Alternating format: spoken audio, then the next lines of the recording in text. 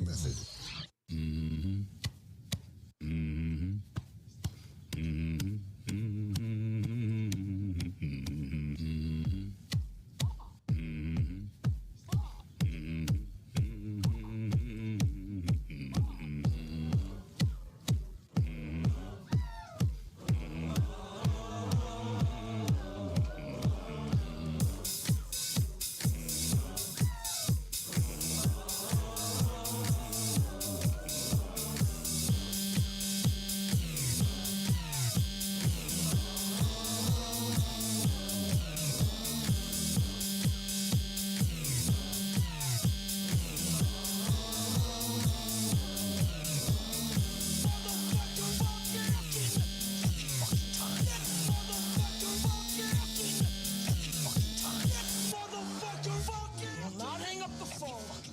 Until their client either buys or fucking dies!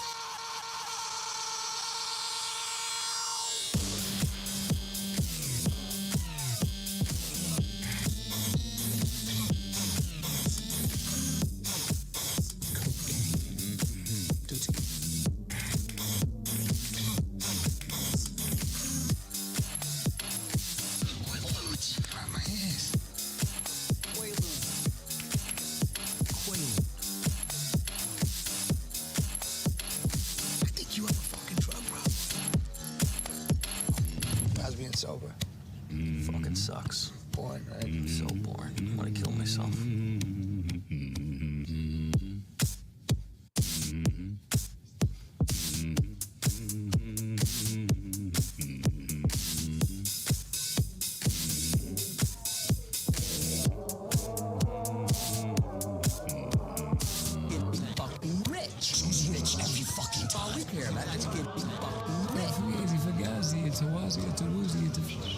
Fairy dust. It doesn't exist. It's never landed. It is no matter. It's not on the elemental chart. It's not fucking real.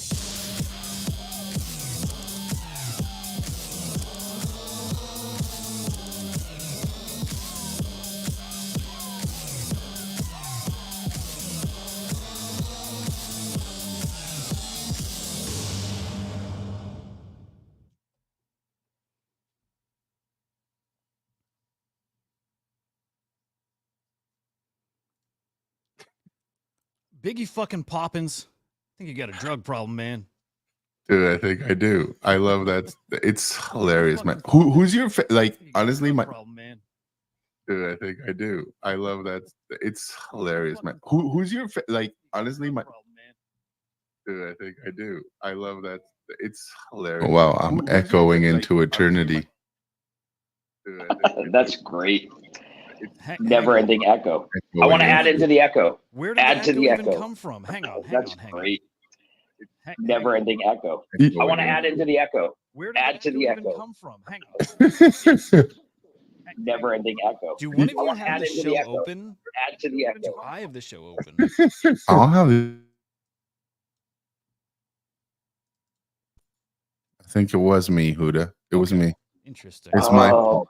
Biggie. You got your shit routed through your computer? Or using like a roadcaster? No. I usually like I get up and sometimes like it's happened where you start the show, you haven't sent me the link, so I'll go and look for you on YouTube to see if you went live, and I forgot to close that tab. That was my bad, bro. You know what? Like less experienced streamers would probably have a lot of trouble figuring out where the fuck that was. Oh right? wow, like that's Henry.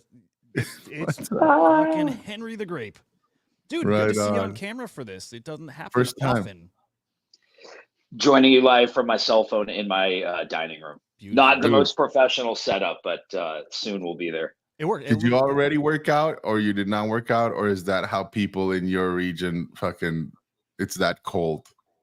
Oh yeah, actually, right now it's not terrible. It's maybe in the upper 20s or 30s, but yeah, I'll be heading to the gym in just a bit. Your Hell fam yeah. comes back today. He's been like he's had his place to himself for a week. Yeah. Oh Yeah. Man. Yeah. It was beautiful in many ways, and in some way, you know, it's funny. Like I miss him. I miss the chaos. Yes. Dude, I that's hear weird. what That's you like some say. Stockholm syndrome shit, right? You know, but I know It what you mean. is. I'm if one of the kids like Gwen's got a sleepover last night, and like the second they're gone, I do miss them. But like when they're here, they're fucking maniacs, man. Yeah, 2 days of like house to yourself, cool, and then you're like, maybe it's just because you're not in the mindset of it. And if you're in the mindset of it, then you get that routine going. But I've run out of shit to do, so I'll be happy to see him There we for a go. little bit. That's cool. Well, Right quick on. again, GMs to you guys. How you guys doing? I don't know if we just did the how you're doing. We kind of loosely did, but Biggie, you doing good this morning? I'm doing great, man. You accused me of having a drug problem, and I had no problem accepting it. So, Awesome, you know, I think we're good. Knew you're one of us. No, like Yeah. I realized every morning I've been saying someone's got a drug problem. So last week it was cats. It's usually been Henry, and again, same thing. Like hell yeah. But today it's you, Biggie. Got a fucking drug problem, man. Biggie got a drug problem. Can I tell you a quick funny story, really quick? Of course. I was at the gym yesterday. Um, it might have been Thursday morning, and I'm walking in, and a guy, dude's like 60, says, "I know your name." Now, in real life, I have a weird ass name, and I'm like, he's like, "I know your Native. name," and I was like, "No, you don't." He goes, "Yeah, I do. It's Henry the Grape," and I was like, Whoa. "What? What?" I was like, "How the hell did you know that?" From that D Gods guy that I met in the gym. This guy knows him. I don't even know if he's in Web3. My mind was so blown for somebody at the Jewish Community Center to call me Henry the Grape.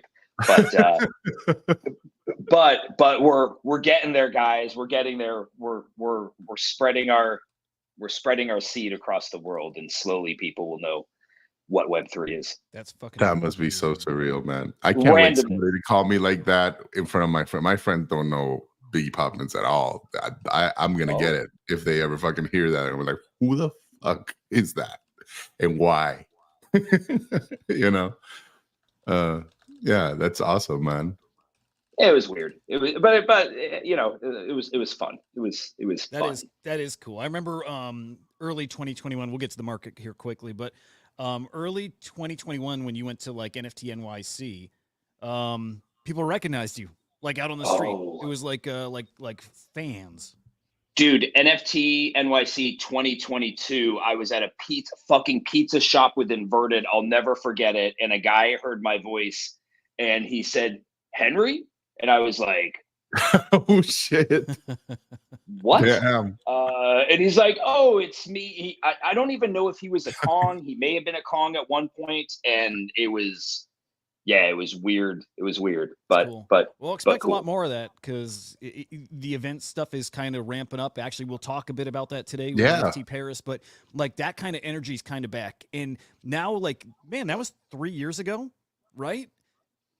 It's just like if anybody had looked up to you back then, it's like the legacy and the lore of the characters here, like the builders, it's only grown. And we are actually growing like rock stars, like in our industry, right? But it's pretty darn cool. It honestly is.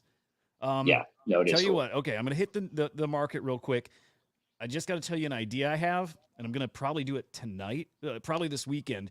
I like Andy Kaufman a lot, and so borrowing from the legend, I want to read the Bitcoin white paper, and I want to do it like once a week or something. I'm just gonna go live and read the Bitcoin white paper, and that's it. I just want that to become a shtick. So giving you guys a heads up about that. Maybe no one All watches right. it. Maybe it's something that just like, people tune in that had never seen it or heard it. But I read it yesterday again, and like when I read it, I feel inspired. I'm How like, long hey, does it take? to Like, read, how long did it take you?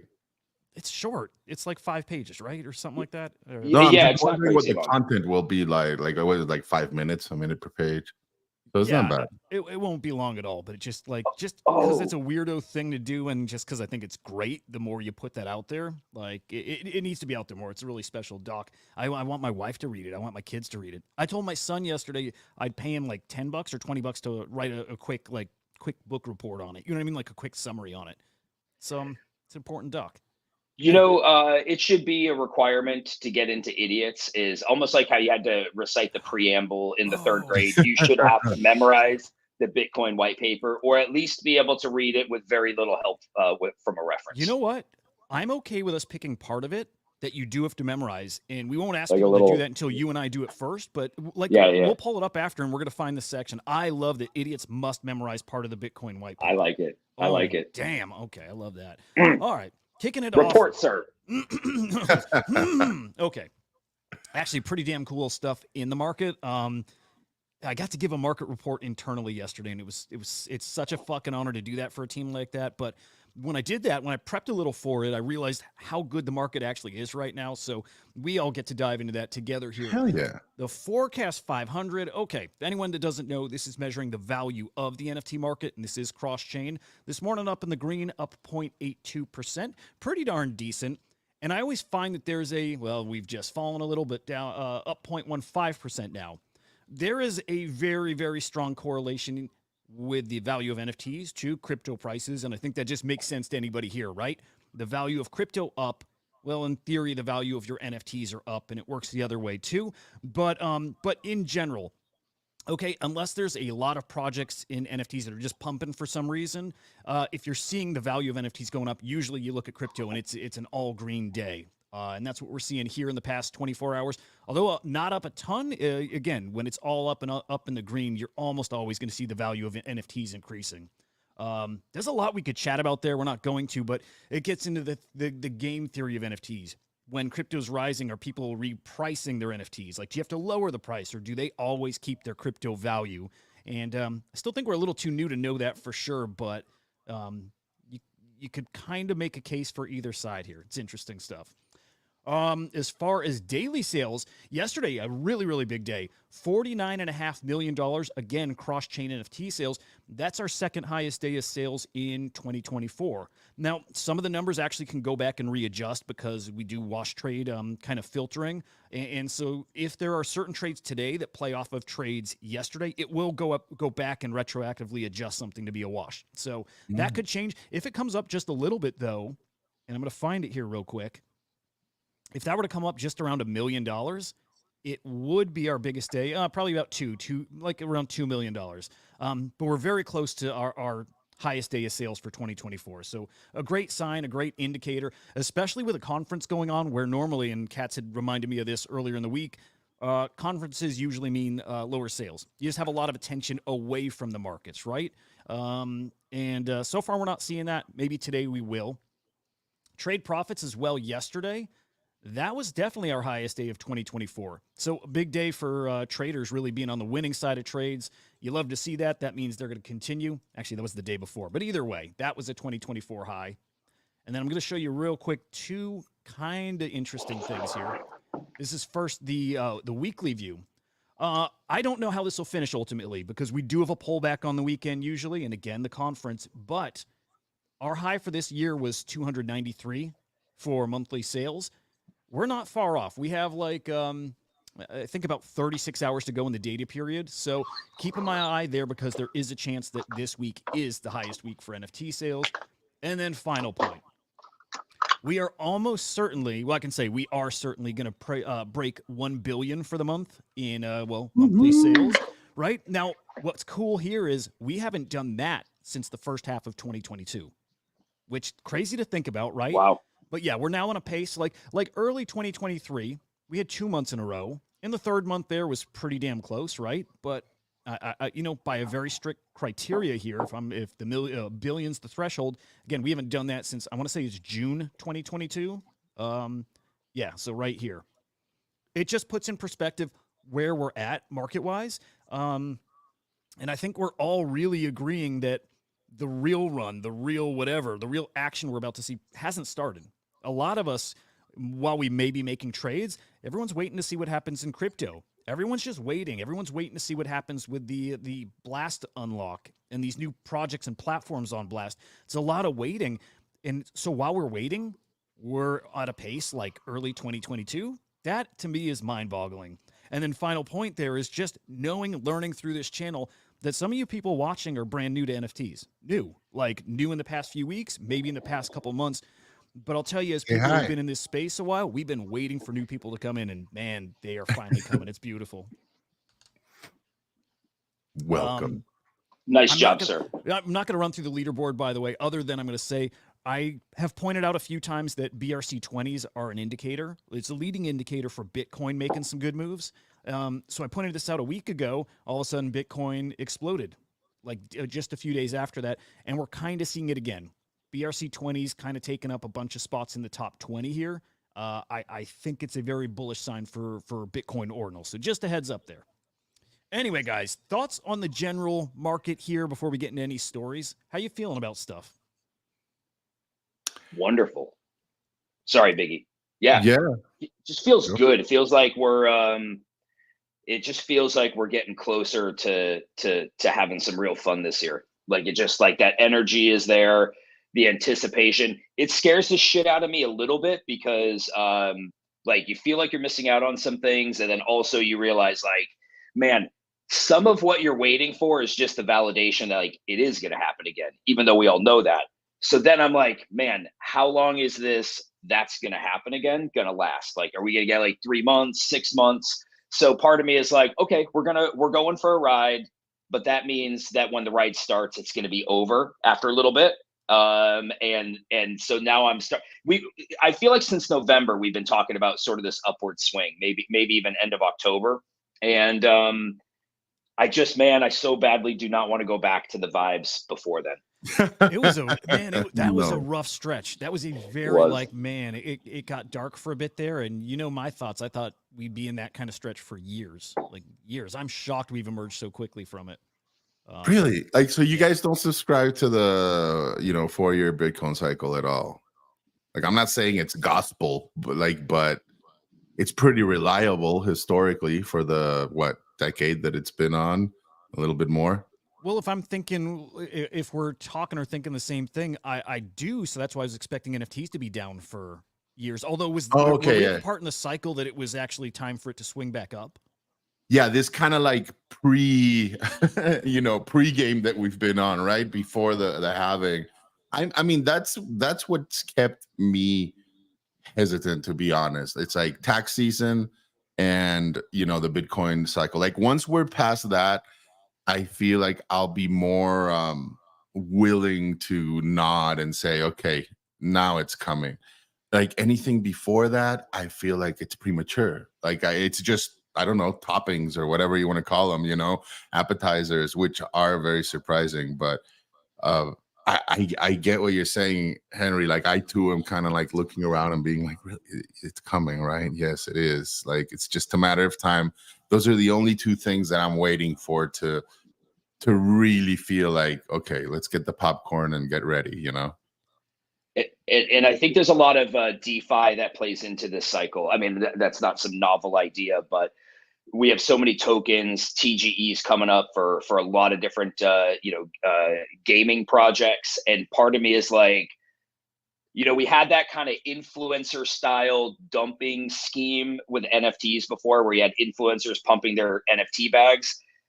I'm curious to see if people are going to get wrecked on tokens, because you have so many people that are getting pre-sale tokens, then you have people FOMOing into let's say the public sale. And so I'm just kind of curious to see how that part plays out too. Yeah, guaranteed, right? And I think, like you said, I think, yeah, you always have to like consider the terrain, right? Like, it's not the terrain from 2-4 years ago. There's a lot more product out there, and I like you said, it's hard to like keep up with every single sector. Before, you'd be able to, right? Like, you go back to especially 2018, and it was like, yeah, it was simple. It was like Bitcoin, Ethereum, and then everything else, right? It was like, now it's like, what are you like? Are you PFP? Are you generative art? Are you going to do AI art? Are you going to go into gaming or what have you? Like, it's a lot more vast, and it's going to be interesting. Even like what Huda was talking about with the IRLs, right? Like, I feel like this time around, maybe the reason why we're not seeing that lull, Huda, is because there's more activations in the IRL too. Like, I've been seeing it on my end with 9DCC, like launching their clothing line, and like, I know that they have a whole bunch of activations going on over there. And and even in the chats, like you see people, hey, go check this out, or hey, this dropped an NFT pair. It's like, go mint this. So I don't know. It's not so much presentation and conversation heavy anymore. Like, I think these IRL events now are also like opportunities to get into stuff that launches at that very moment. I don't know. Yeah. Yeah, I'm waiting to feel out what the meta is for this, and I think we're starting to see it. It's certainly the airdrops, and I know that's not new, but it feels like that's going to be your primary way of really building a community fast. And part of me wonders if ERC 404s are a big part of that, a big piece of that puzzle. I don't know, but that part, I'm doing a lot of thinking about ERC 404s because Biggie, you know my thoughts about that. I do think it's a thing. Like it's not just a blip on the radar. I do think that's going to be a big part of this this next cycle somehow, some way. But yeah, just thinking about a lot of stuff going on and thinking of what will make this era feel different from the previous one because each run had its own feel. What is it that attracts you, Huda, to this? Like, I mean, I understand. I get the novel mechanisms that this enables, but like, is it the DeFi side that impresses you most, or are you like very curious to see what somebody does with this canvas creatively, right? Yeah, I love the idea that non-NFT people suddenly have access to NFTs without even touching an NFT platform. That to me is just kind of crazy. That a token you could like no one's done this yet, but imagine if Poly launched Pork and Pork happened to be an ERC 404 and people maybe didn't realize it and they're trading it and all of a sudden they find out there's also an NFT on the other side of it. I think that just introduces some kind of crazy excitement and again we know there's those things you can do with NFTs. There's things you can gate with them. There's a lot.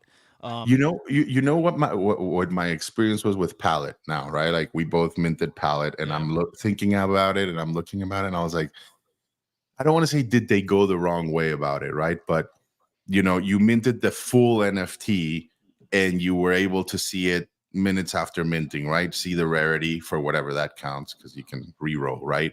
But like right off the bat, you sold these like in their completion. I wonder if it's the other way around that it's supposed to go, right? Like you're supposed to sell them in portions, shattered, so that nobody can see a reveal, and you have to accumulate your way into the reveal of that NFT. In a way, that's how it worked. I didn't know this because I wasn't involved on the pre-sale, but those whitelists that you got for this project, it wasn't for a full coin, and you need the full token, full one, to be able to have the NFT. The whitelists were for 0.333. So it was interesting that it did actually start that way. You're owning a fraction of one. Plenty of people with multiple whitelists, so they got to combine it all. And as soon as you have one, your balance is one, you get an NFT minted. So yeah, dude, there's just a lot of interesting stuff, and of course, like there's just these really big arbitrage opportunities in this. But yeah, I'm just waiting for somebody to take this and do something bigger, better. This is really just our second iteration here. I know others have used the tech. It's just none of them have really taken off. Imagine if Beeple comes up with a piece, right? And instead of showing you the finished piece, he just reveals enough to whet everybody's appetite, right? Where it's like, oh, I know what that is. It's an ape or it's whatever. But like just enough to give people that FOMO and say, dude, I need to like buy up and complete a full token immediately to see what that reveal is, right? Yes, actually, that'd be interesting. Okay, like it's this like just came to me right now. Well, think of this. The other way just around. Hit me right here is X copies Max Payne, which you can now use Max Payne to burn to then mint another piece. Okay? Picture if Max Payne was an ERC 404. You hold one Max token, you get the Max Payne NFT. So what if at the same time he sells his artwork for that Max token? All of a sudden, you have people that want to buy the Max token just to be able to buy his other artworks. Then you have people who are into the art itself, where the supply, in theory, is only going down and down and down and down. Because if you hold a fraction of one of these, there's no NFT then, right? So it can crush the supply. Just interesting, like push and pull dynamics. I think you can bring in, and again, the big, a big artist or the right artist does something with it. I think that's what's going to make people like realize what you can actually do with this. We just, Palette and Pandora they're just the start. They're just the first building blocks into what I think you'll be able to do with this. And I think it's going to get really cool, really fucking cool. Anyway, a lot of potential. By the way, I like it. Talking just like, what kind of things are happening and what kind of things are finding success. Pixels had their airdrop, their claim on Monday, Binance Launchpad. And to me, I'm like, Dude, I think, they've got over 300,000 daily average users. It's a fun experience, and I'm like, you know what? I don't know that it made like the news. I don't know that, aside from like the sort of faction that Pixels kind of that side of the Venn diagram that they hang out on. Outside of there, like, you don't see like major influencers talking about it, but like they did something that I think we've been waiting to see happen, like a fun game, like an actual experience where you can earn the token in game.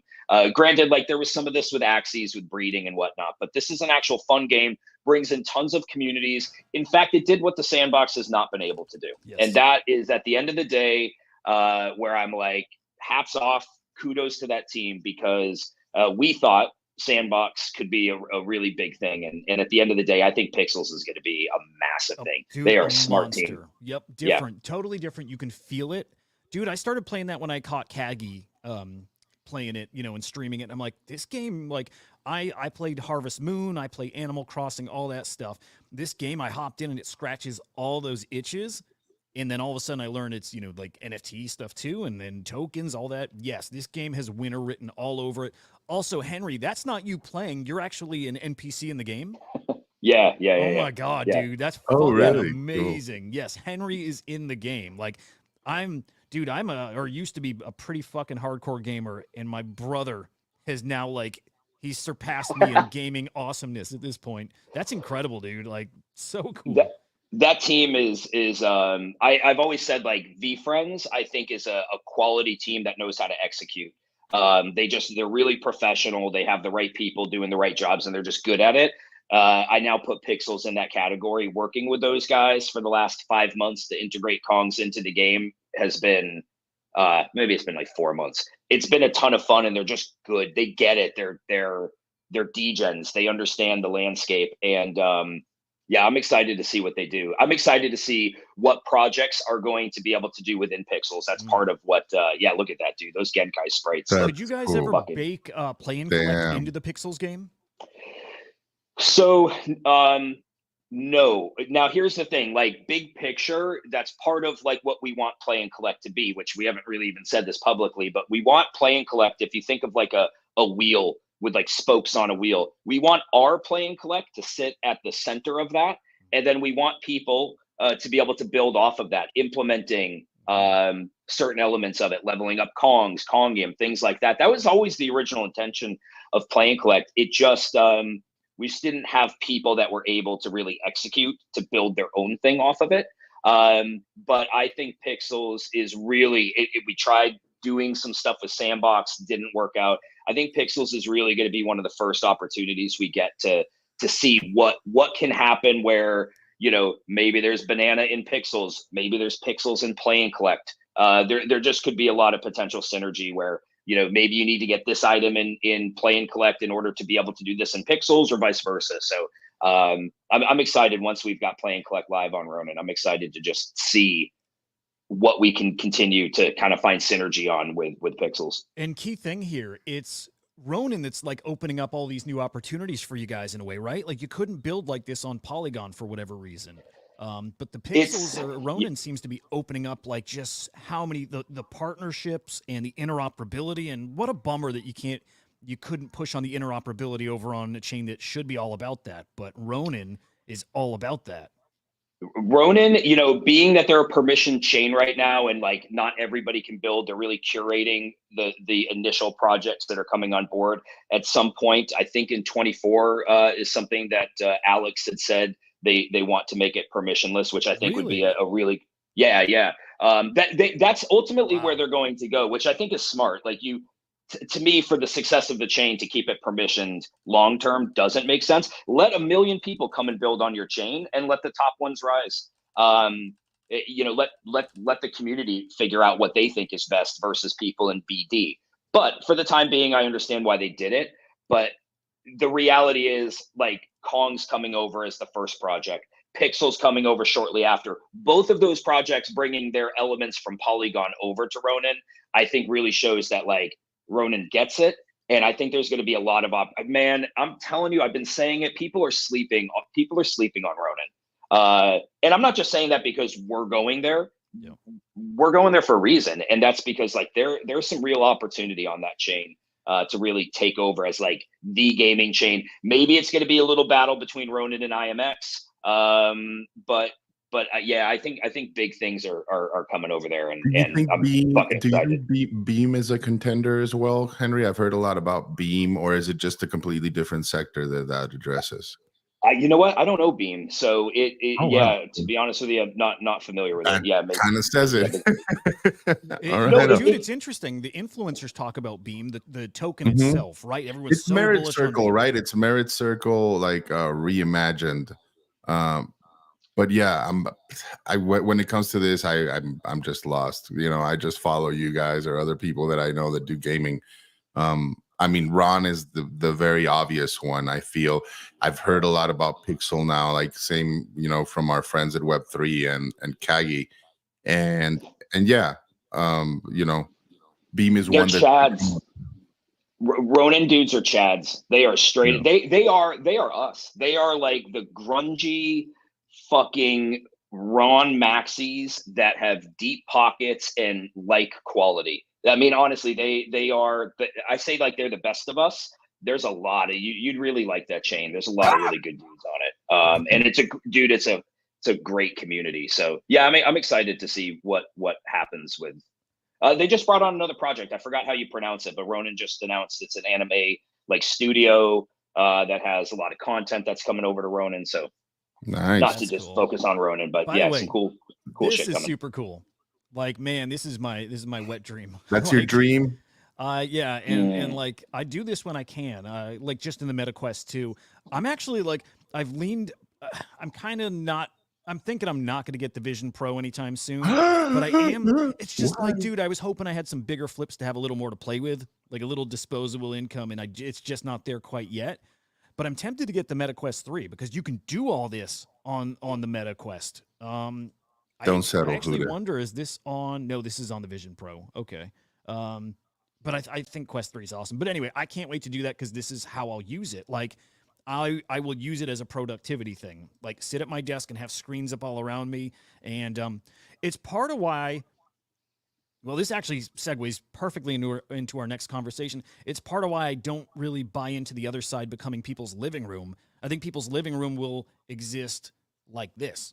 I think it's if you want to degen into NFTs and hang out with your buddies, well, I think you're going to be in a virtual environment. I guess you could argue that would be the other side, but I think you'll be hanging out here with a screen up, your Discord up, maybe some virtual environment. You know, again, maybe it's other side or it's VR chat where I was going hanging with the furries that one day. Like, you know, people definitely do that. But again, this is how I see NFTs really evolving.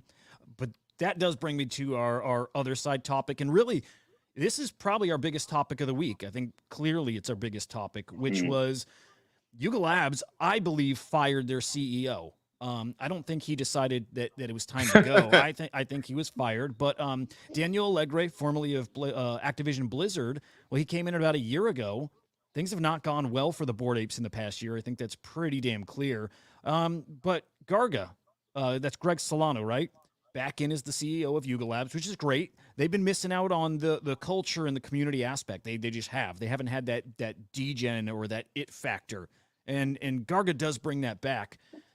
I got to tell you, though, it's a good move for him. I'm starting to get pissed, like genuinely pissed about the bait and switches, though, specifically here about what the other side maybe isn't going to be.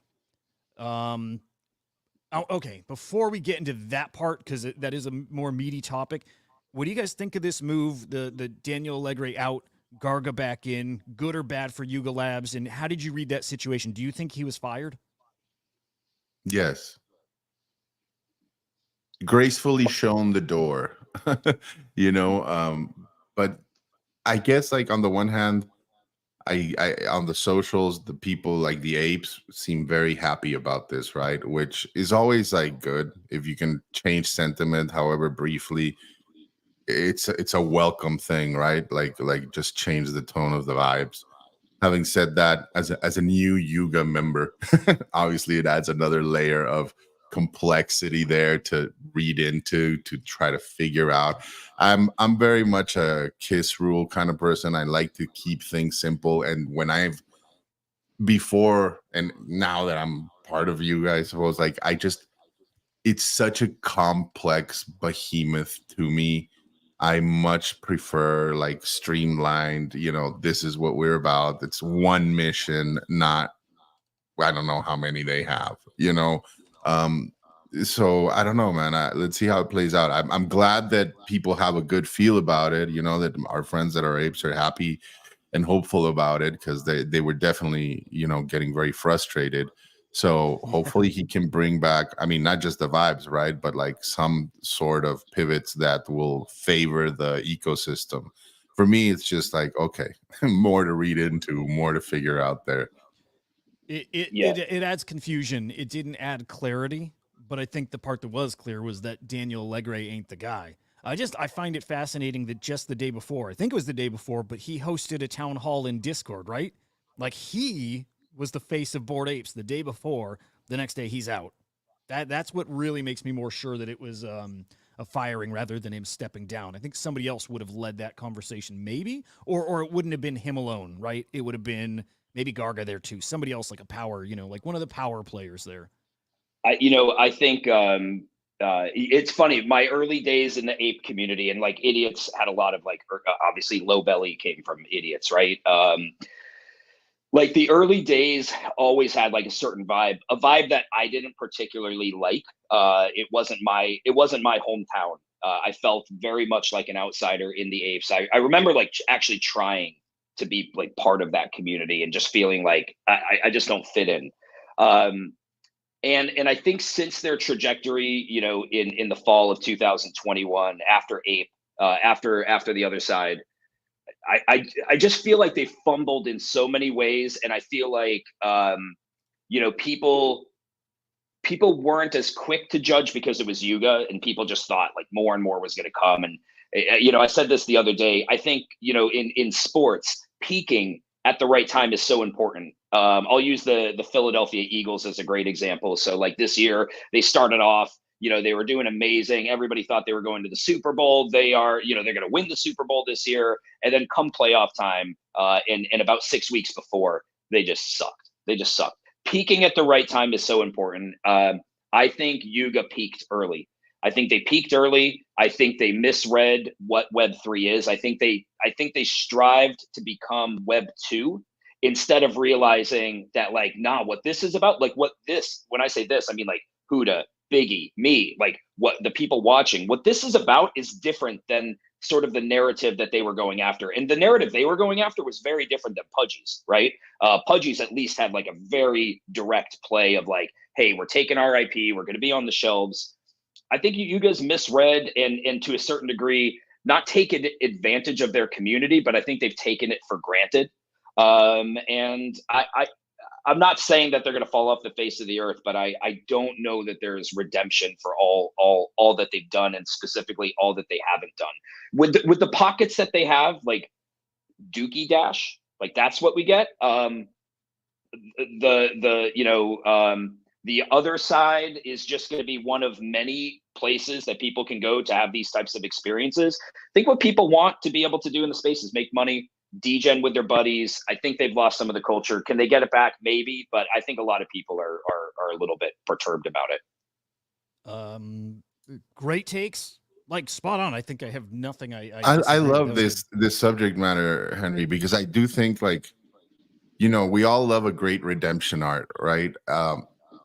And I guess you could argue that we've seen projects and communities come back and be rescued, right, or redeemed in some way. And I honestly, for the life of me at the moment right now, I can just think of the Pudgies, right?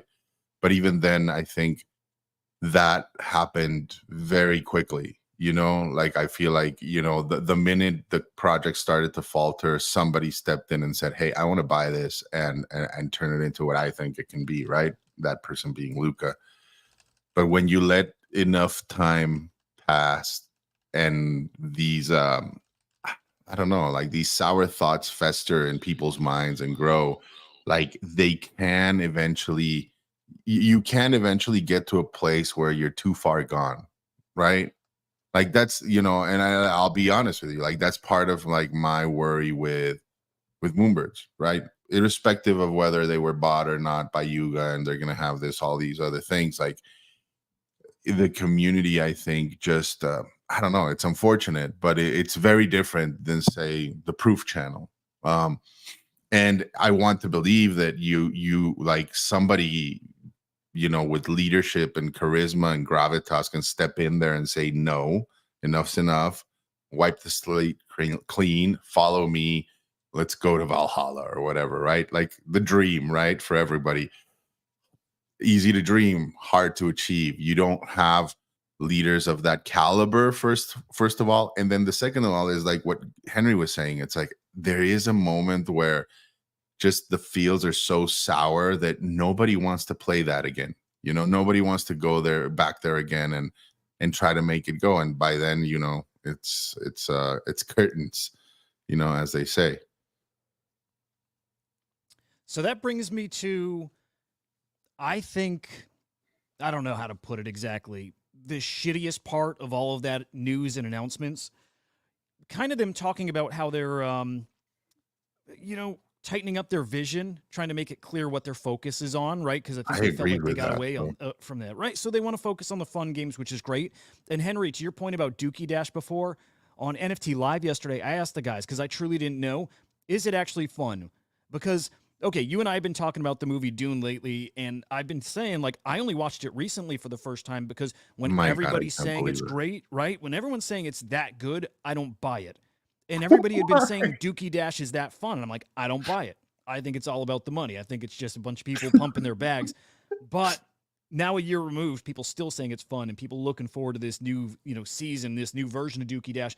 I actually think that game is apparently very fun. So they may have a real winner with that. But my issue is with their comments on the other side metaverse, right? And this is where I actually am starting to get pissed, like genuinely upset about this. Okay. When we were sold land for the other side, and I guess the idea, the vision of it, to me, it was pretty clear it is not just an MMO, right? Not just a place where you can go hang out with tons of your buddies, thousands of people, but that there was an overarching narrative, right? That there was a story to this, that there were going to be assets involved that made this more like an RPG. And I'm still trying to find quotes where they put it that way, but I know for sure, actually, let me pull this up. I know for sure on their website, they refer to it as an MMO, not just an MMO, excuse me. They refer to it as an RPG.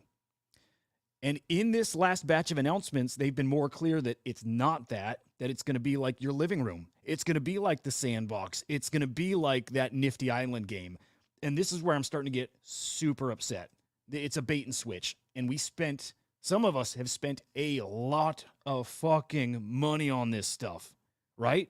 When I bought into land, and Henry, we did this together, to me, it was for a giant RPG that all was dealing with NFT assets. To me, that's magic. To me, that is the thing I'm looking forward to maybe the most in this space. But here you see, they're saying they're taking, the best parts. It's blending MMORPGs with Web3 virtual worlds, so they're calling it a meta RPG.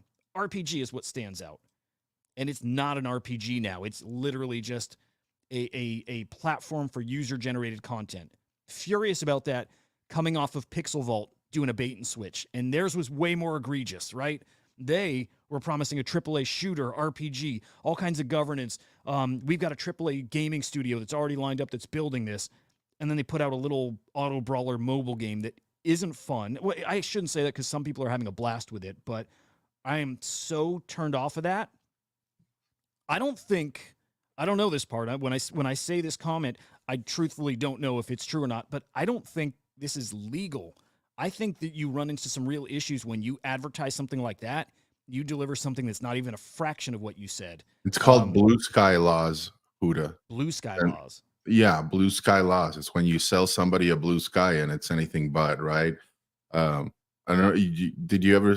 You're not a big movie person, I suppose, but No. did you ever see That's a great movie called Falling Down with Michael Douglas, like this dude that loses it in LA.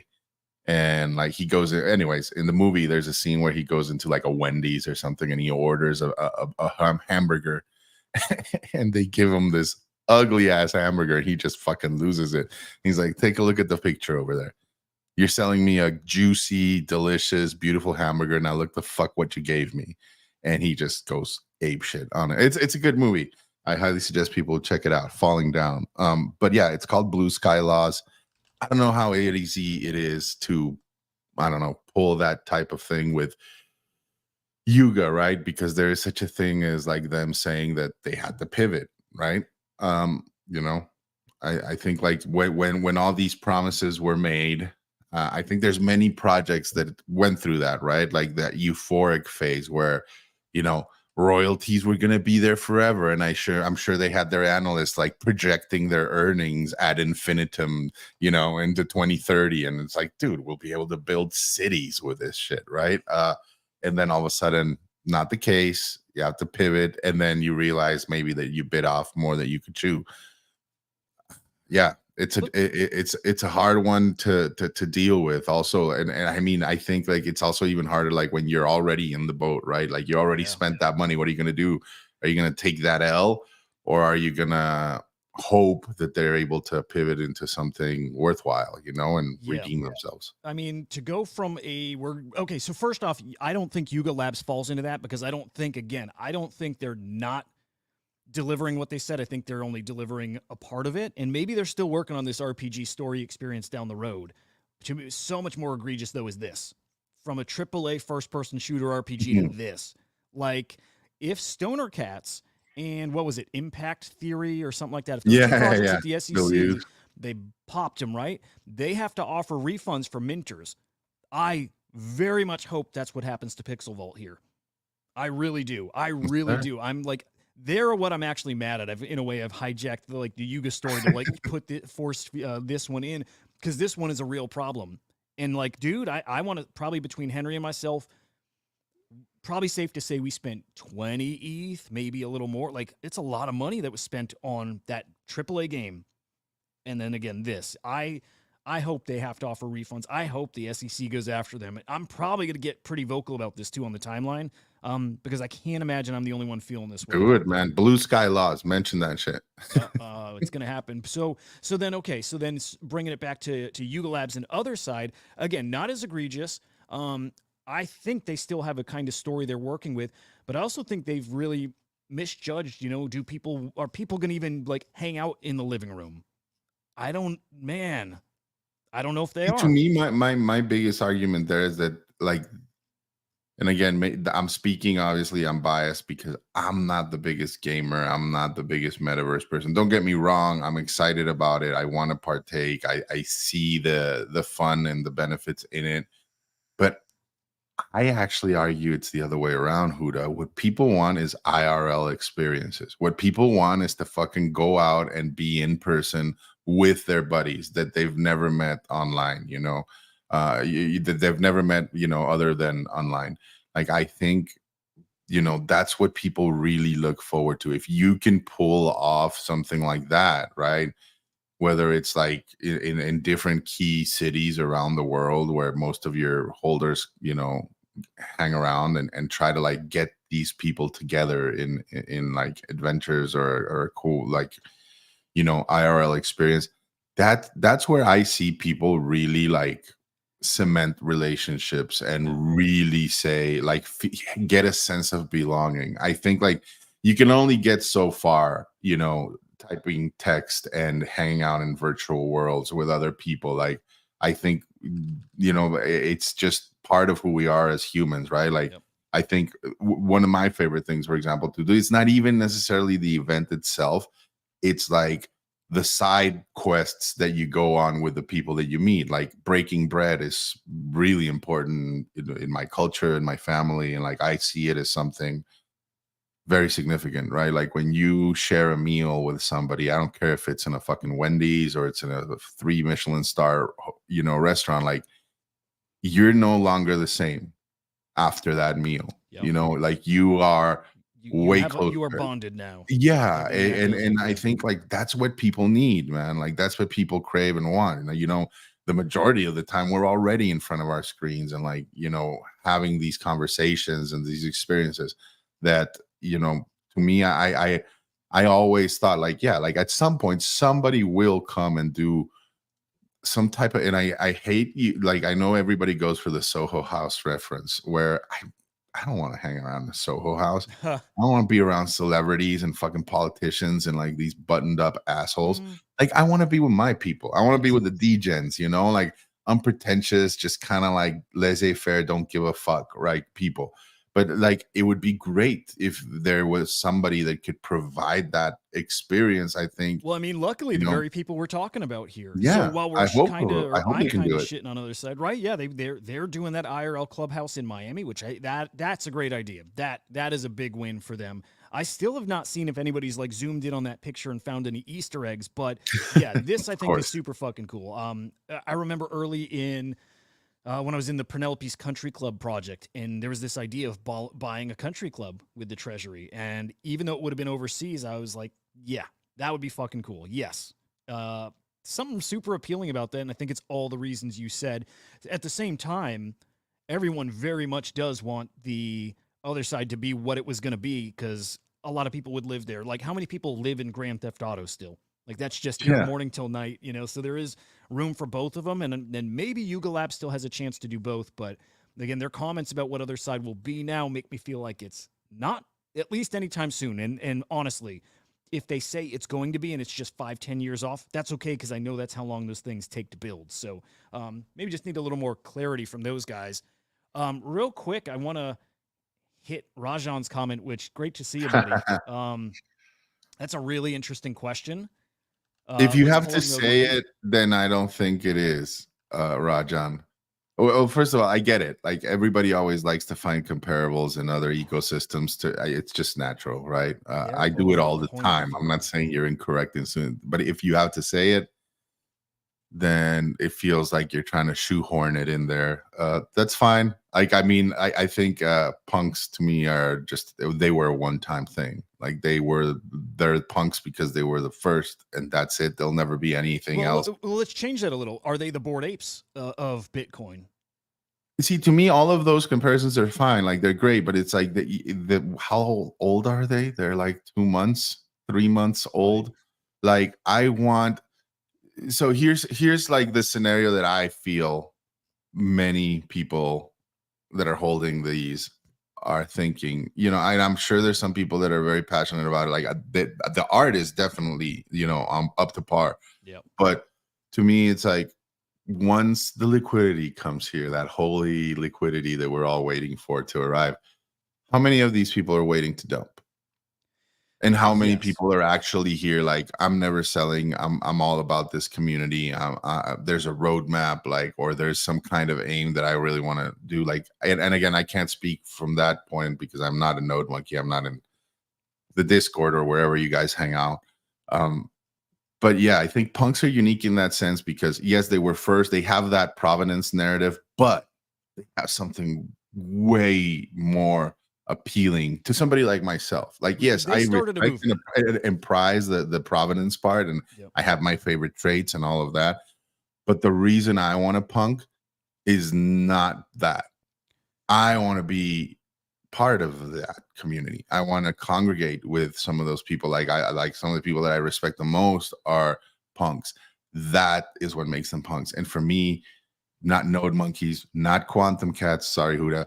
Like, there's nobody that can really claim that yet in Bitcoin, right? It like, won't matter the chain. Again, it's kind of what I mentioned before, or what you said. There's never going to be another punks. So I think it's more. I think it's just reframing it. Is it the Bored Apes, or is it, you know, what's the Azuki? You know, whatever's the.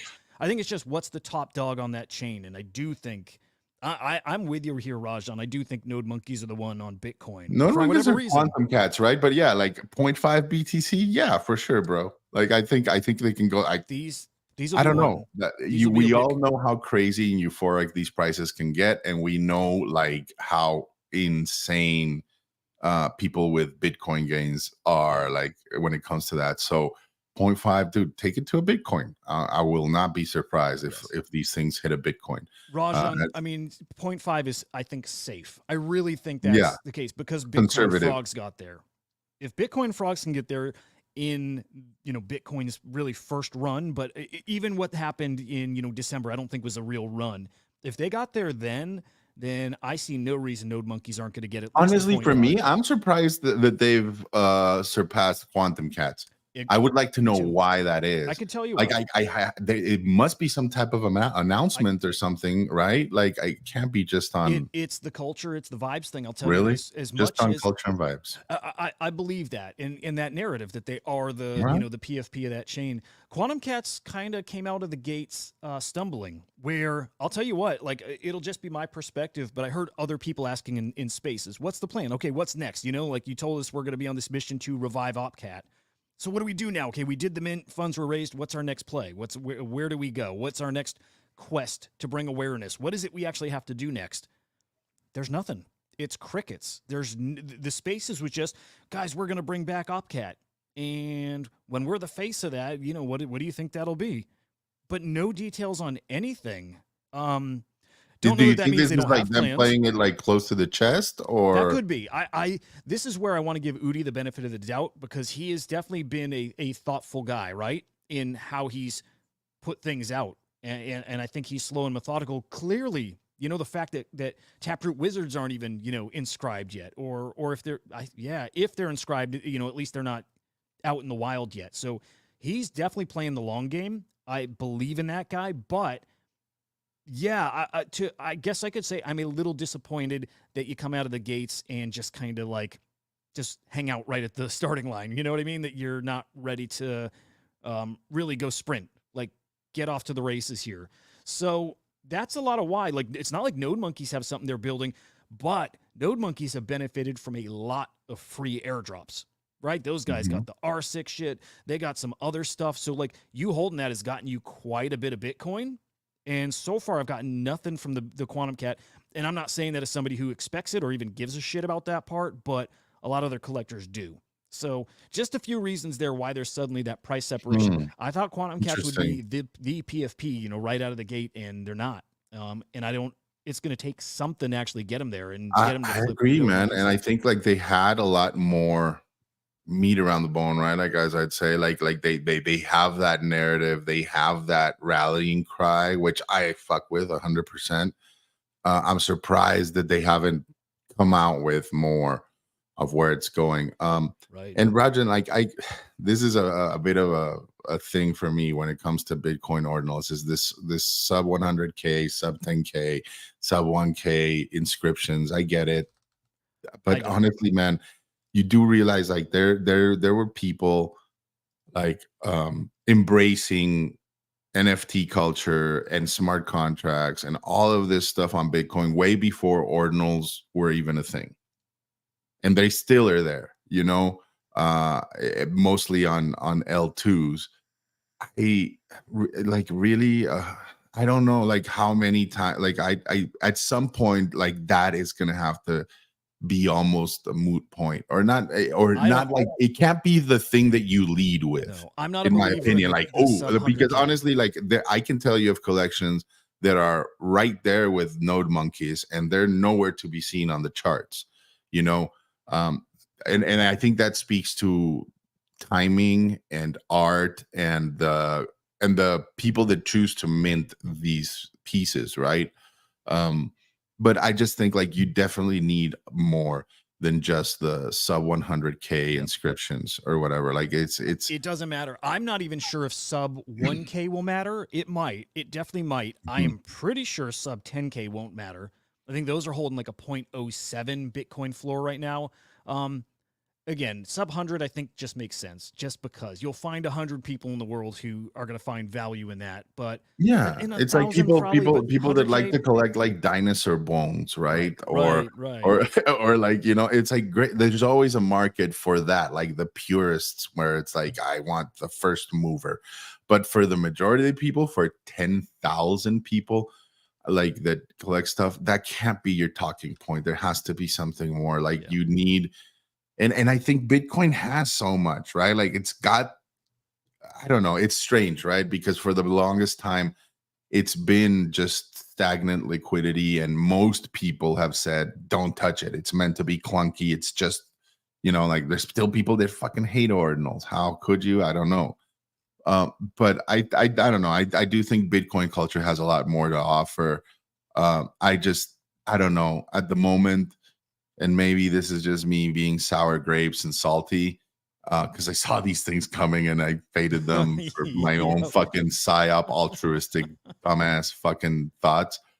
But yeah, like to me right now, it's a bit of like whale games. Honestly, that's how I see it. And you said it yourself here, like like most people are looking for those gains. Most people, I think, given the opportunity to flip for a Bitcoin or however much you want to say, like they'll do it. And then after that, that's the part where I'm like, and then what? And then what? Right. Because the fucking like, if you're not buying, if all you're buying into is sub 100K inscriptions and the art, then you're fucked, in my opinion. Because nobody, I don't know, after the euphoria dies down and these things move down again, the people that are holding that, you're gonna want more justification than sub 100K inscriptions, and like you're gonna want a community, and you're gonna want like again like a narrative, like something that you stand for. And I don't see that with many of them. Honestly, the closest thing I've seen is something like Quantum Cats, and it's almost like right in the fine line between marching for a purpose, like kind of like the Opcat and Taproot. But then even beyond that, it's like, okay, and then what's next? But I give them the benefit of the doubt. Like you said, Huda, I do think people in there are a little more thoughtful than just asking people to buy into these things for to hold up a fucking thing and say legalized Opcat, right? Exactly. I yeah. can't wait to hear. I really can't. But yeah, it's coming, Rajan. Euphoria is coming. It's you can feel coming. Yeah, actually, you know what? We'll skip ahead to that because we're gonna. That is a topic here. But I guess wrapping that up, Rajan, I'm a big believer in node monkeys. I think they'll be top. They're one, not going to top zero. PFPs. They're not going to zero.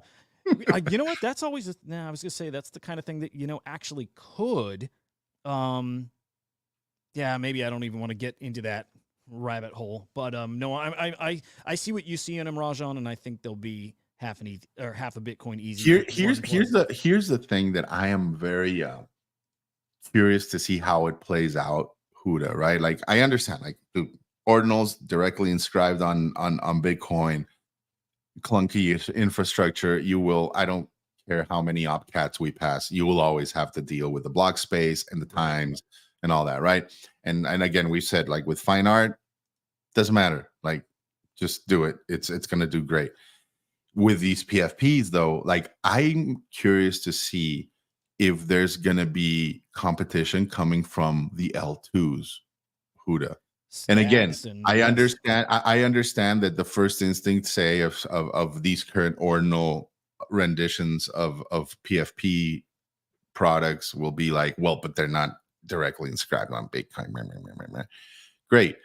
But I still feel like some of these L2s offer a very different level of functionality for these assets, right? And like I said earlier, like I do argue that those are the original OGs of Bitcoin functionality, smart contract use, or anything, right? Because they were there building and doing, and whether it's just the L2 protocol or building the apps and the NFTs on top of it, while everybody shat on them.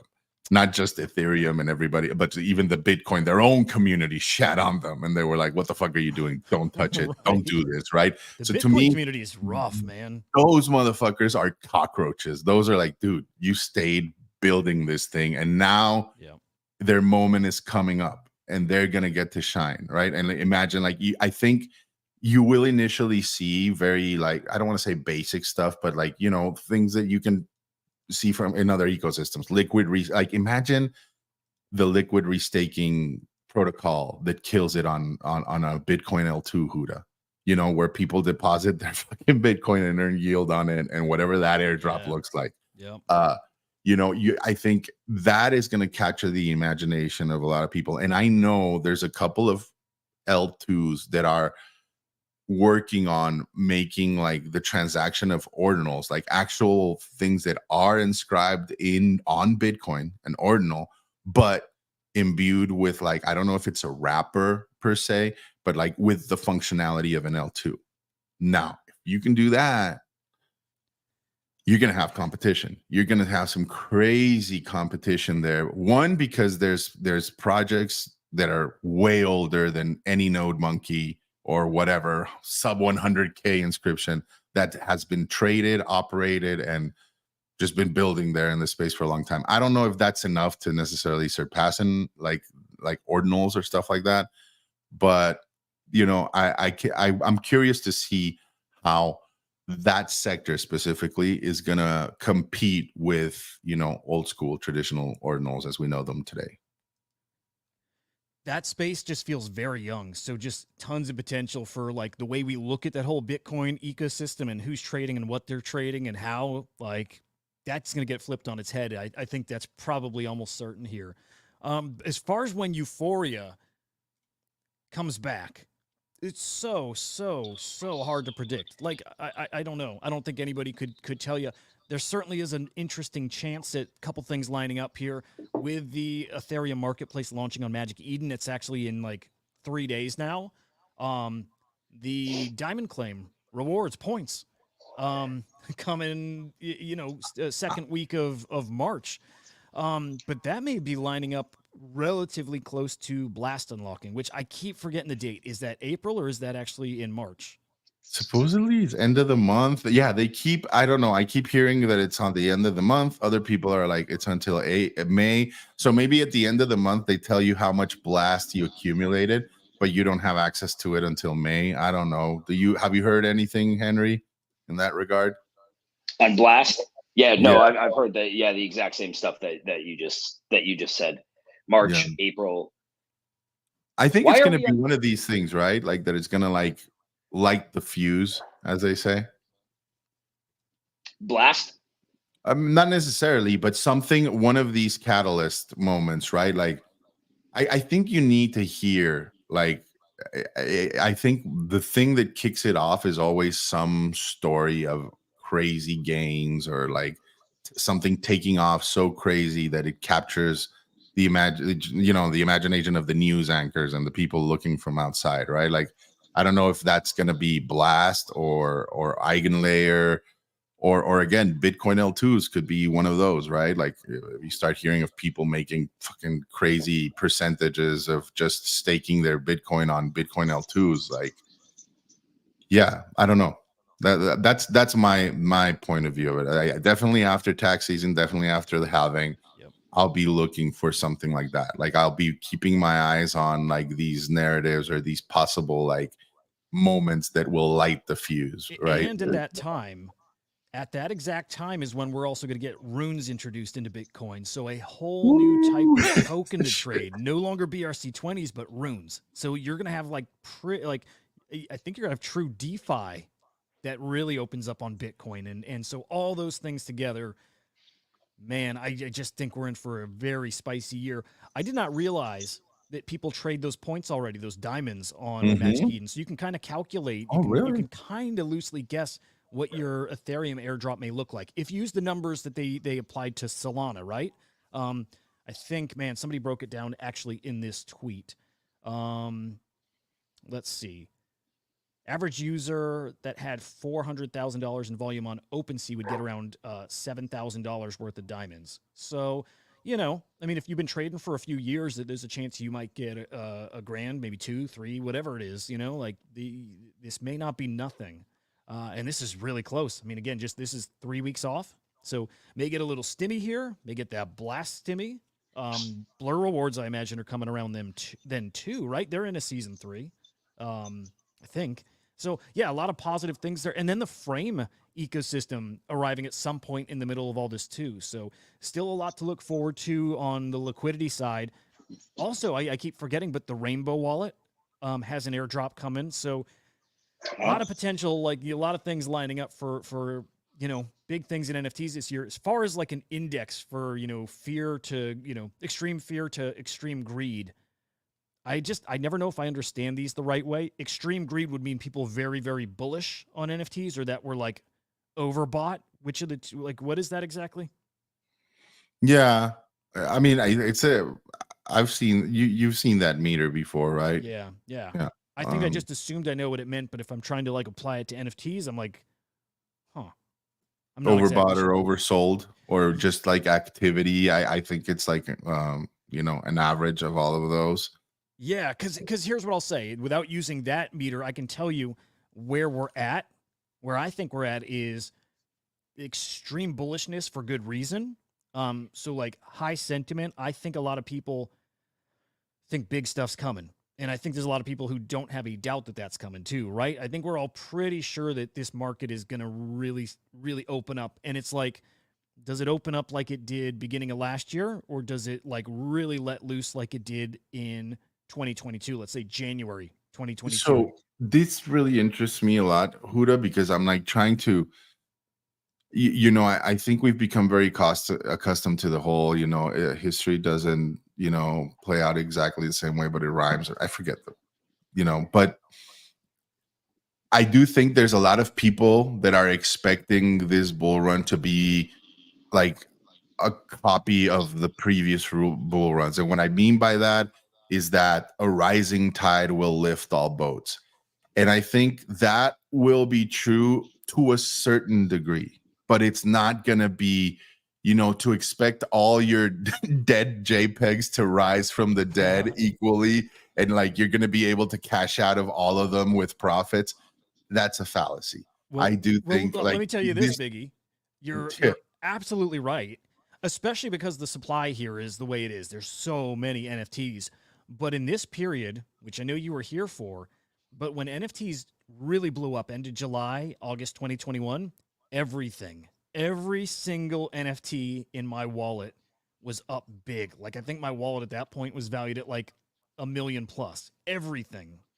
And that lasted for like 2 weeks. I remember that. It was a really quick time, but for a couple of weeks, and that must have been right in this peak, every single thing. I kind of think we're going to get a period like that again that also is probably just a couple of weeks where everything's up. Every fucking thing. And again, that won't be all your NFTs, but it will be a lot of them that you've held on to that, like their narrative, their story, their project, they're not dead. They're around, they're still building. They just, kind of, okay, we know the difference between the top tier, the quality ones, and the ones that are around, and they'll just always be around. The new people that come in won't know the difference. And so we're going to pump our bags and tell them, oh, dude, this is a great project. Yes. Please buy it. Yeah. It's kind of the way you want to get as many as you can. Yeah, it's unfortunately the way it goes. Yeah, I see it happening for a couple of weeks, nothing more than that. But this chart shows it perfectly.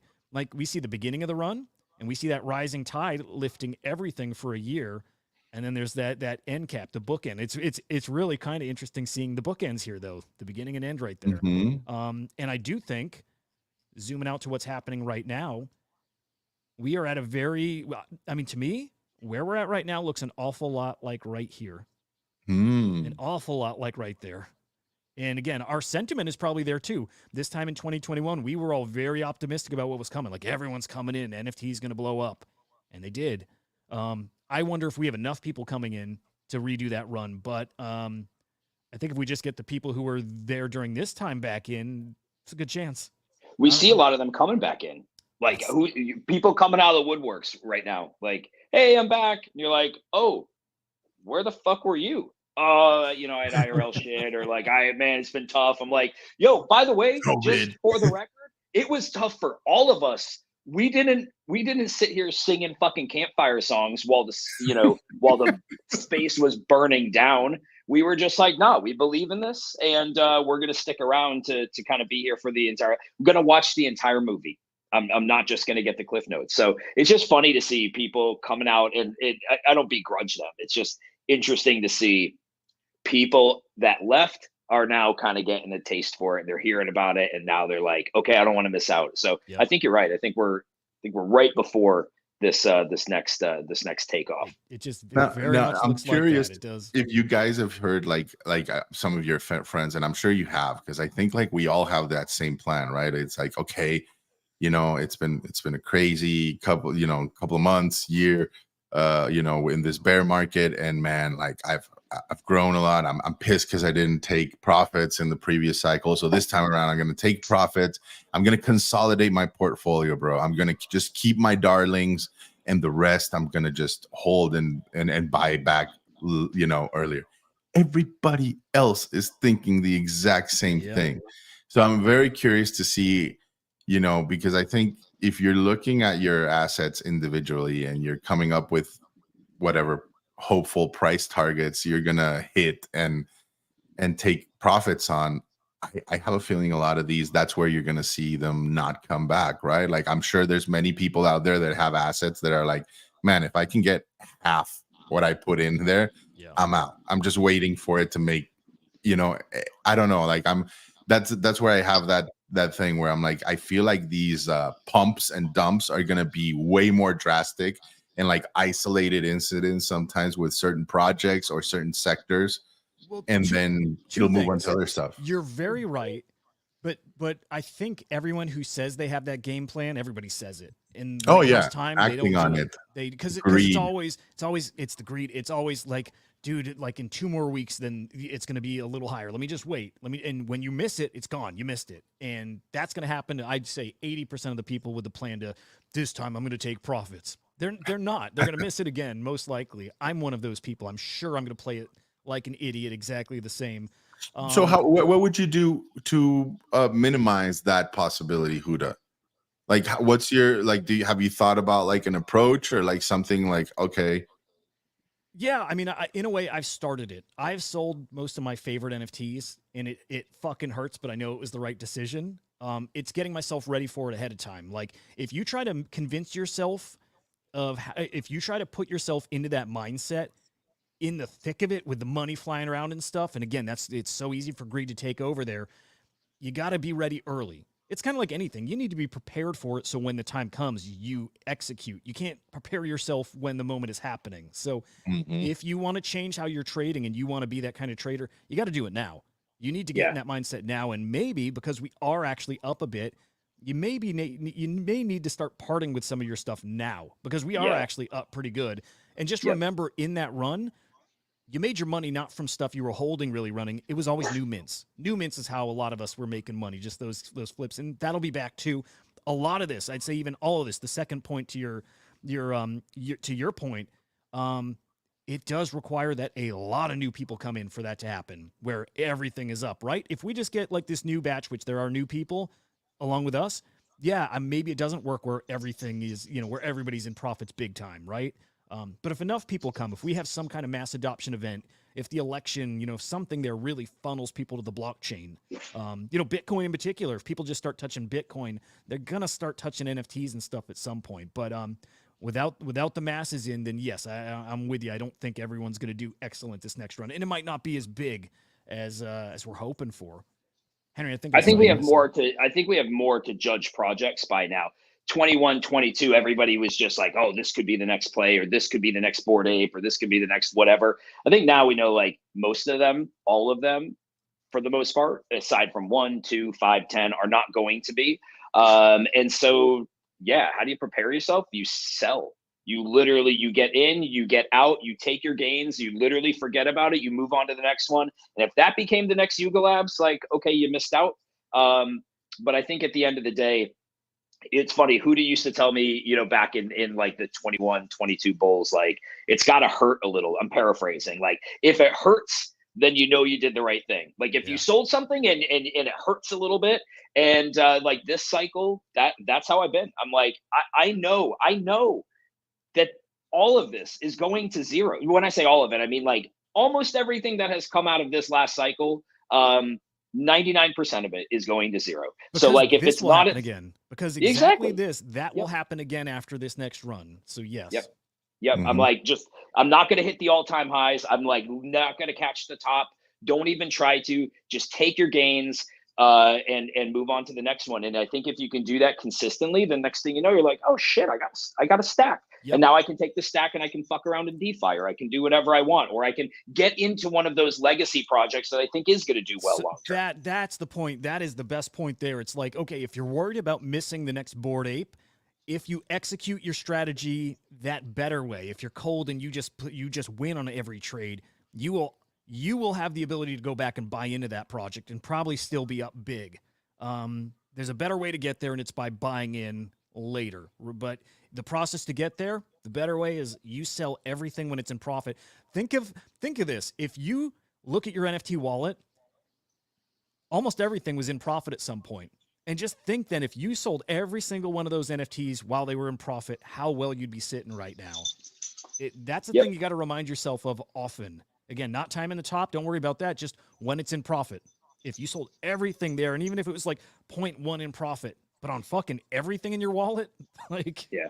you'd Yeah. be doing pretty damn good right now. So I hope people do learn, and have learned through these past couple cycles here, the way that kind of maybe doesn't work as well. And they've seen the other people who've done well and what it is they've done differently. You got to be learning all the time here. And there is a way to do this and really win. Our buddy Walshy, I think, is like our biggest example in the idiot of somebody who learned that strategy and executed it. And he's out-traded everybody in our group. So He changed his life. he changed his life. He literally changed his life. That was a guy that was like, he changed his life.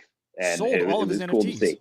Every Didn't give a single fuck. one. All he said, I'm not here for the NFT. I'm here for the money. And then he goes, he can buy back. He can buy anything he wants now. But he sold. He probably sold maybe not the tippity top, but pretty close. But like to shortly after, yeah. I feel like it was like either shortly before, shortly after. He caught the top on a lot. Yeah, Smart. Dude's a fucking killer. Share your goddamn alpha, Walshy. Come on, Jesus, man. Hey, did you by chance mention? Sorry, I went to take my dogs to get groomed, and I had the wrong time. Oh shit. Yeah, yeah. It's actually 17 minutes from now, and my dog What kind took of a dog do you giant. have, Henry? Oh, I have 3, but Murphy, come here. This is the guy who's come here. Oh, I don't. nice. He's a Saint-Berdoodle. Nice. Anyway, yeah, he took a giant piss in the store. Yeah. But Jiho's got compromised. $10 million. Yeah, fuck. I don't know. Yeah, I saw that, man. That was Holy crap. That's like, dude, you get off an airplane and you find that out. Yeah, he got fished, right? Yeah, you know what? I yes, I guess. I don't know. I'm not 100% sure. I think there was maybe some kind of, man, it's hard to picture he got fished. Maybe, yeah, maybe he downloaded something and then they waited till he was traveling to execute Order 66. Yeah. But because here's what I'm picturing. I have a feeling, total speculation, but that he saved his seed phrase in like Google Drive in something, and somebody got access to his email, or it was similar like when you got it was like a bad site that keylogs you when you're typing something in. True. Yeah, true. I think this article says it was a phishing attack. Let me see. Oh, okay.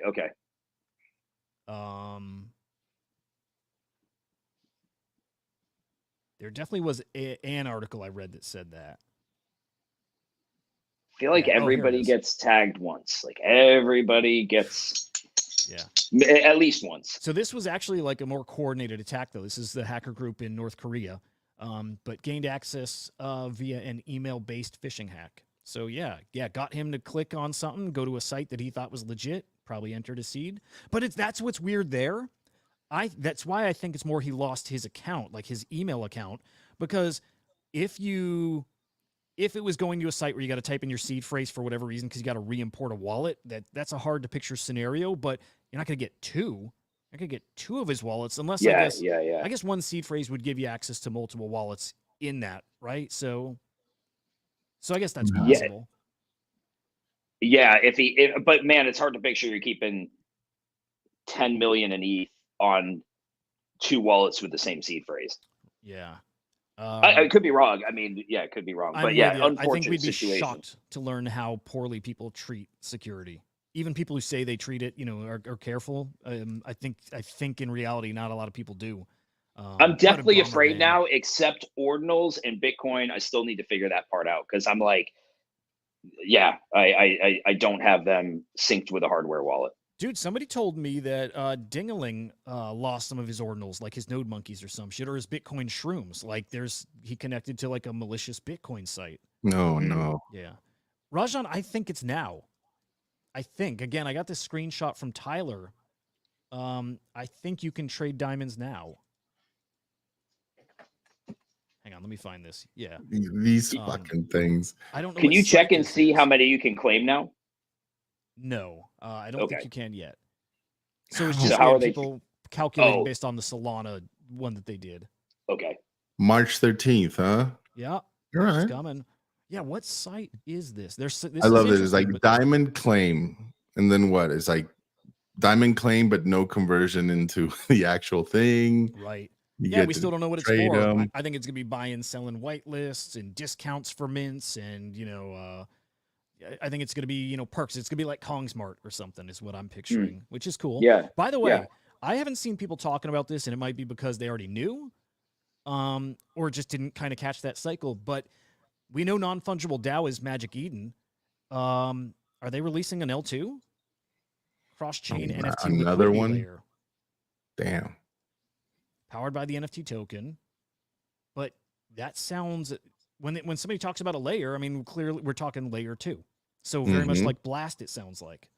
So I wonder if Blast or Blur Blast suddenly has a little more competition. Platform marketplace that wants to give you rewards, a layer to trade them on that's gas efficient. We'll take it. Should.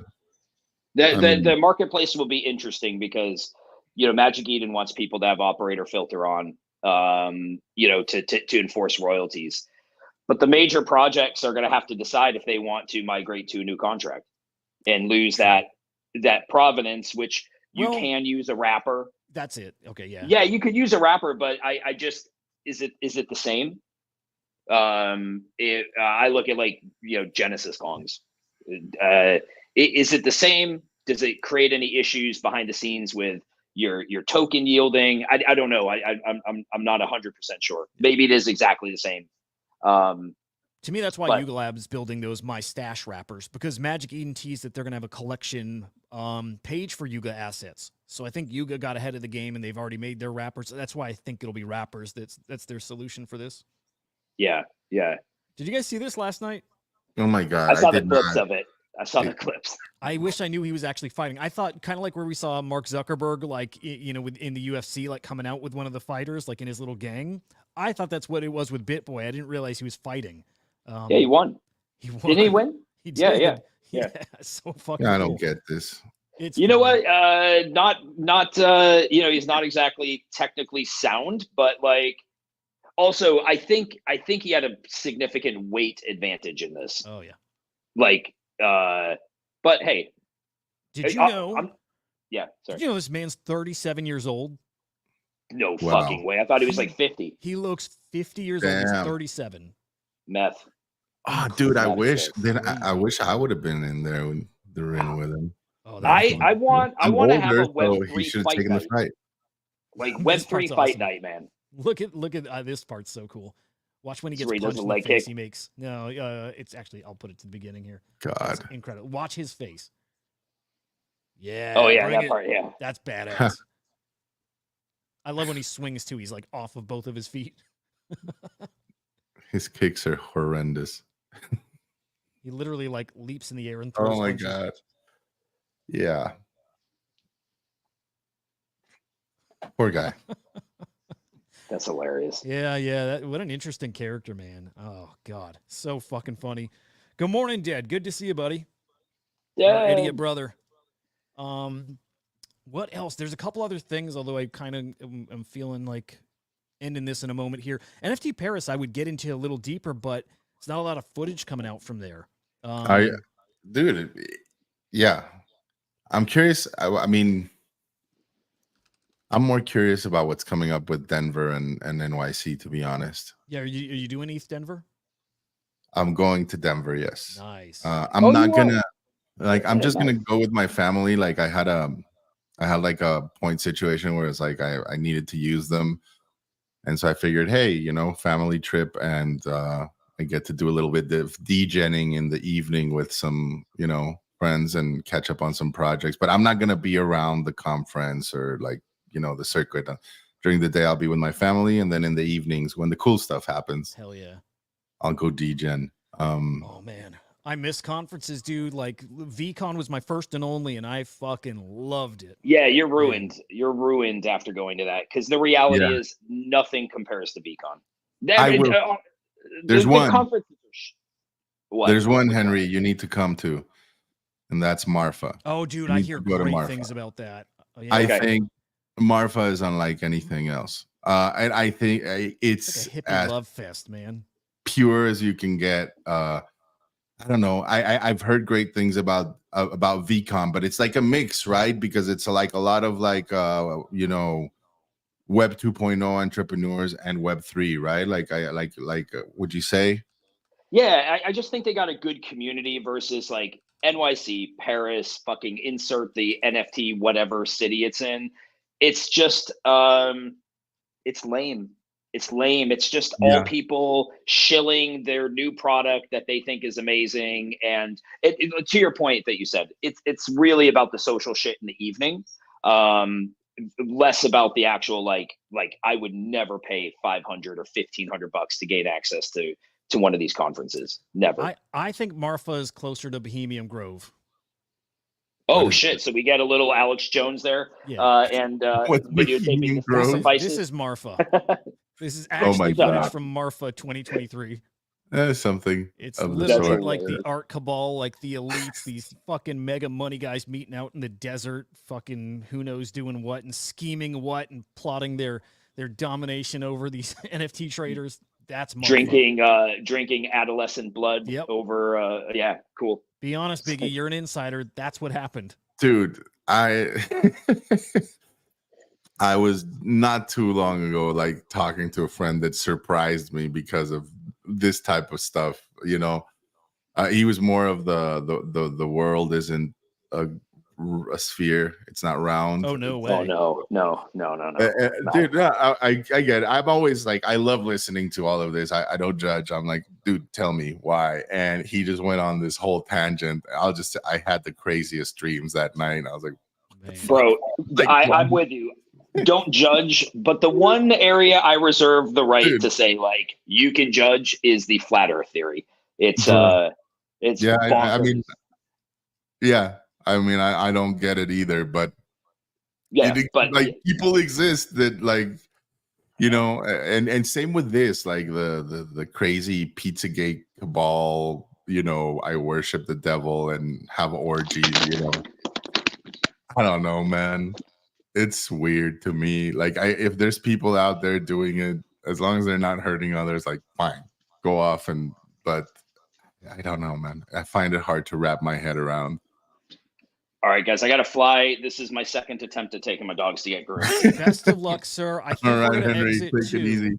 And I'm going to end Yeah, on have a an really awesome different day. video. See you, Henry. I'll catch you later on, man. Okay, see you guys. Great Guys, talking to you, man. I'm going to end this on like, nothing NFT related, but a new game coming out that has blown my fucking mind. What is this? I can't. Oh my god.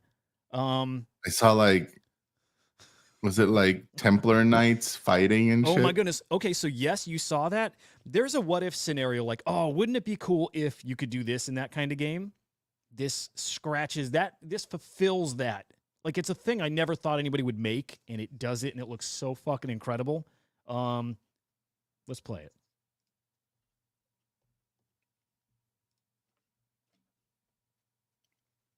Oh, hang on. Gotta unmute the site. Okay, you came from. But I'll tell you, he built our village into a city. He's the one who trained our army, who grew us into an empire.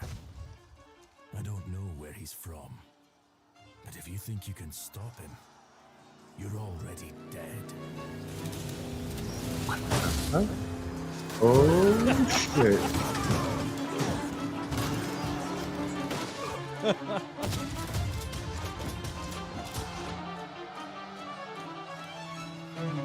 I love it.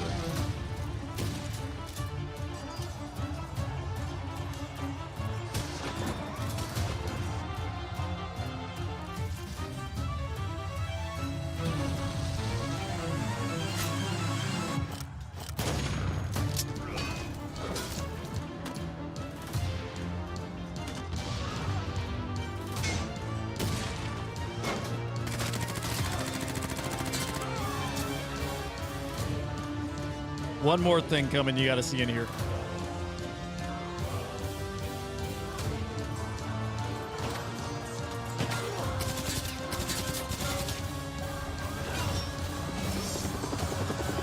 Oh shit!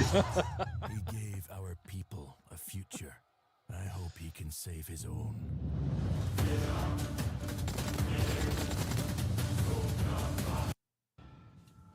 That's fucking dope. Incredible, right? Like fucking incredible. Oh So, man. Huda, I imagine you're not like a huge cinephile, right?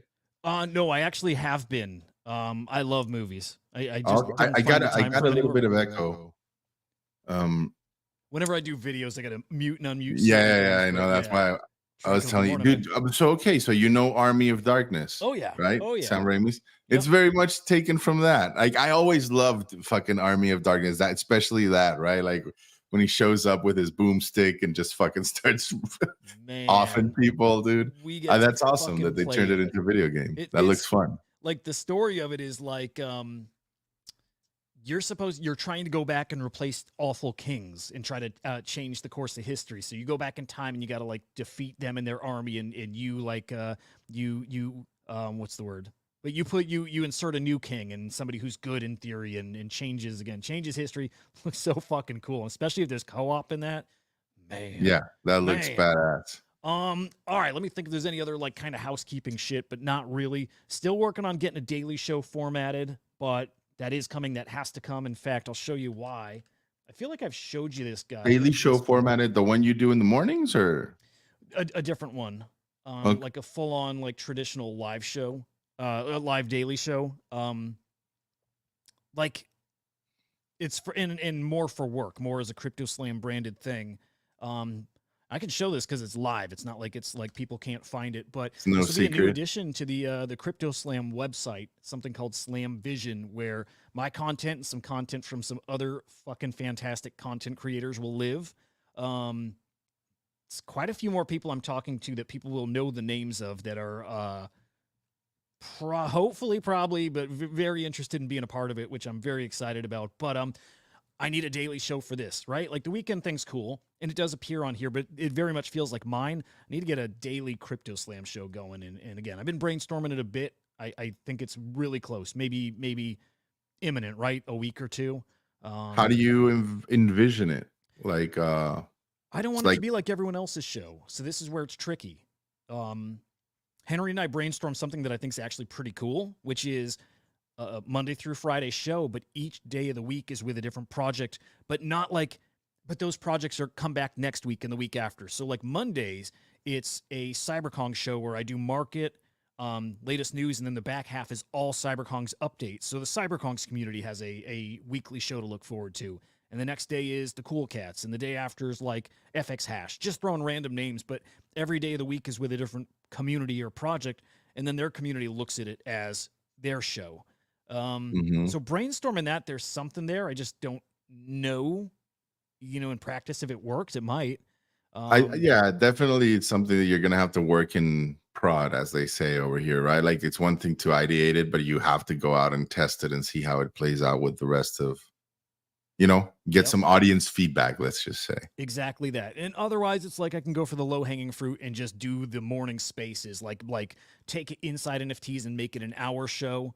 And I'd want to stream it on YouTube. I want to make sure all my shows are there. I like that.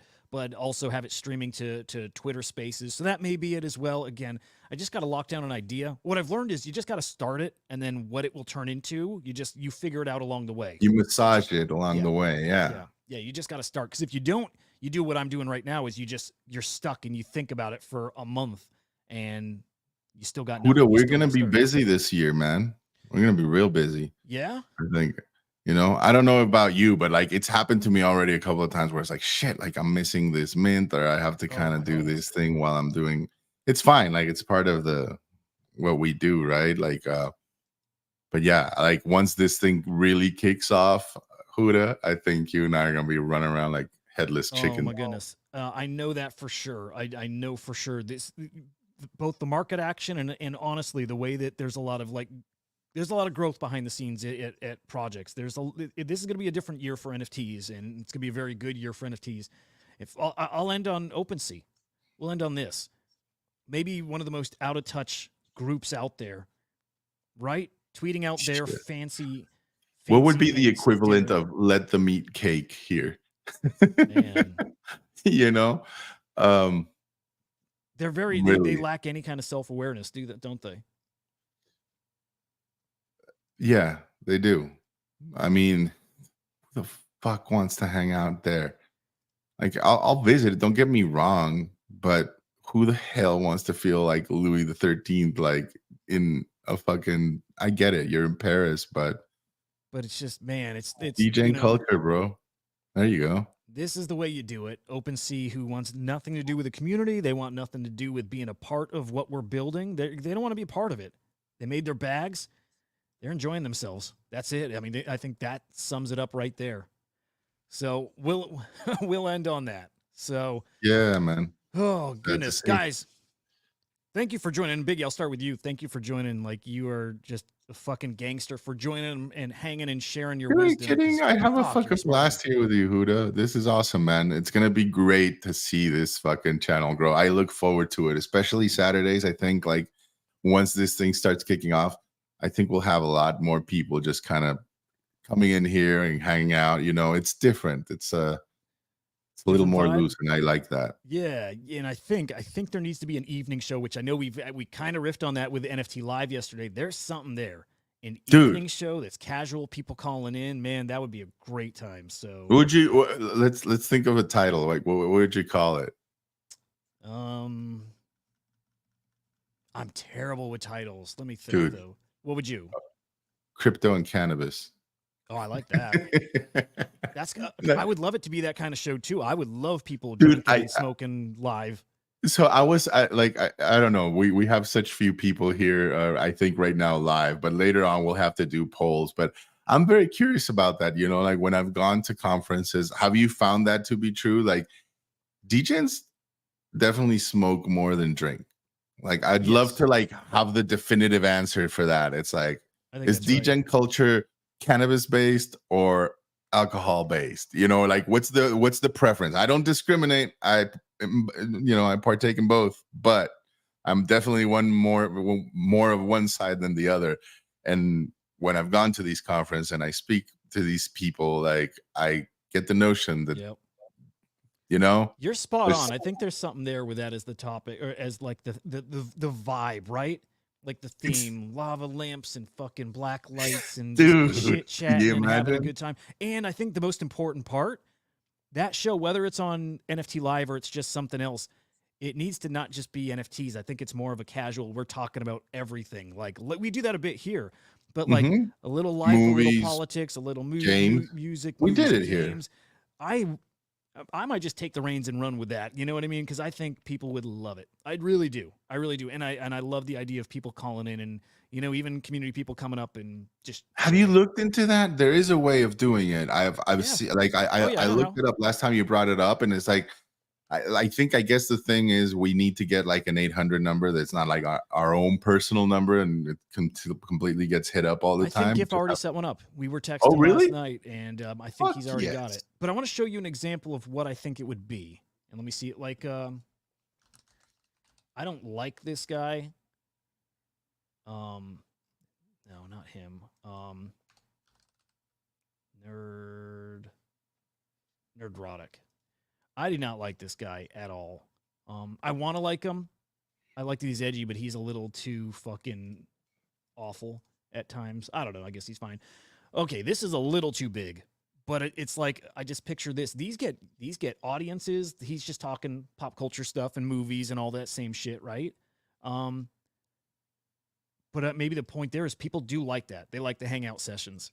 They just Of like it. course, man, 100%, dude. I think I'm with you on that. I agree, and I think sometimes like you get some really interesting callers, right, and like crazy ideas. I don't know. It's Yep. those unformatted times that I feel like where I can sometimes be more creative or get like the best ideas, just kind of talking with people, right? Instigating conversation. Yeah, and I think it's set apart from everything else because everything else is just NFT show about the news, then Mhm. NFT show about the news, and then NFT show about the news. There's not much of us like, man, we all have so much more in common than just NFTs. I'd much rather us start bonding over that stuff too and, you know, really bonding even deeper. with the Yeah. community. I think that's where it gets special. So that's our goal here. And if I can make that the day, like, here's the thing, my daily show, I guess it doesn't have to be in the day. That could be an evening show. It very well could just be that as the idea. So I It would gotta think of definitely set sponsors. you apart, right? Then like most everybody tries to catch, the morning. Yeah. If you can catch like people when they're winding down, driving home, or what have you, like, yeah, man, I think it can be interesting. I'm gotta for it, think dude. if Sign me up. Yeah, you would definitely be there. A big part of the Daily Show goal was to get paid sponsors, like people who want to pay to come on. And I don't know if they would that format, but maybe they would. Maybe that would be cool because that does feel a little more degen-y too. So I got to think if that, if we would lose the angle to monetize it. But yeah, stuff to think about. Yeah. Anyway, okay, well, so thank you again, Biggie. Of course, anybody who's tuned in and watched this, you don't know how much I appreciate you guys watching and following, and especially if you've subscribed to, yeah, especially. I mean, honestly, people have been very nice with the subscriber count's been really climbing lately. People leaving nice comments, so I just want people to know I do see all of those, and I really do appreciate the support. And on that note, guys, we'll be back tomorrow with the 5-minute update, right? And I'll probably kick off a live stream again, I think, this weekend too. But until the next time, guys, we will see ya. Take it easy, fellas. Ciao.